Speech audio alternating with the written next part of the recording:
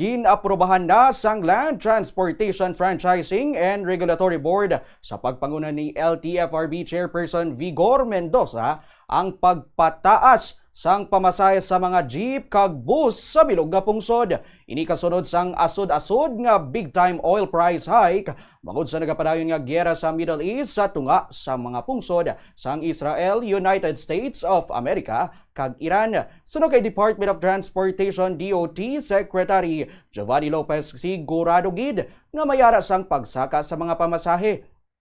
Apang ila pa nga pagasuryahan kung pilang igasaka bangod hindi man luyag sang ahensya nga mabudlayan ang publiko. Iga-anunsyo sang LTFRB ang nasamit nga fare hike sa palabuton nga Martes, Marso 17. Madumduman nga nagpanawagan ang pila ka mga grupo sang public utility vehicle drivers sa Pilipinas nga mapasaka ang pamasahe o kun agud nga mapasaka ang pamasahe sa mga pampubliko nga salakyan bangod dako ang bahin o kun dako nga bahin sang ila kinitaan ang nagakadto na lang sa pagbakal sang tuman kamahal nga presyo sang gatong.